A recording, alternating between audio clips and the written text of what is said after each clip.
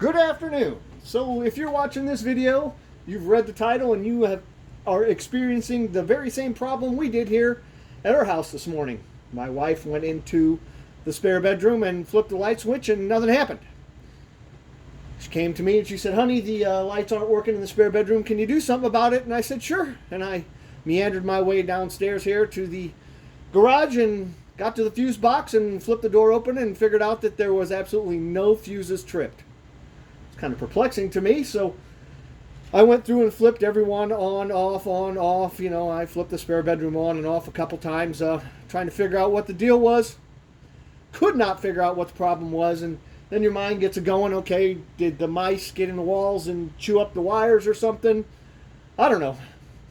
So I took about 5 minutes and got onto YouTube and put in the search.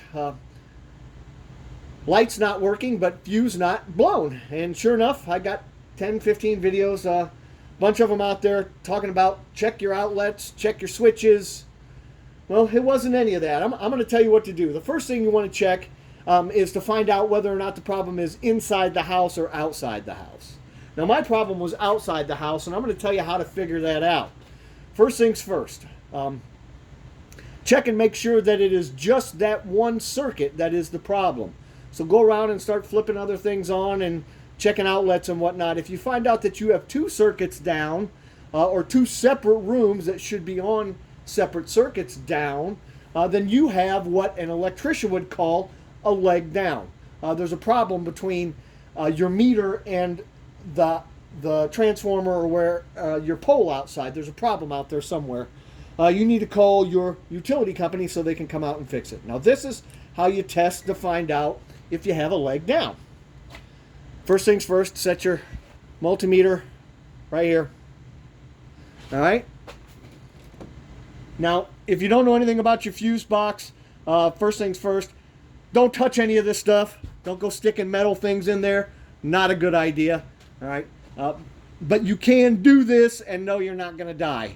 You have to take the cover off, obviously, first. This is a common neutral. It is the neutral for both sides. What happens is you get 120 through this feed and 120 through this feed. The bus bars are kind of like zippers going up every other one. So if you have a leg down, one of the two 120 feeds is not working. This is how you check it. It's really not that hard. Positive, negative. See, we're reading 118.8. Flip it to this side, negative, positive, and it's reading 119.4. So both legs are working. If you put the multimeter on there and you get a 0 or anything less than, I don't know, I'd say 40 or 50, there's some residual I think that might come through there in some of the older buildings. But if you don't get 120, then you got a leg down and you got a problem outside. Call your utility company. Well, that's it. We'll see you guys.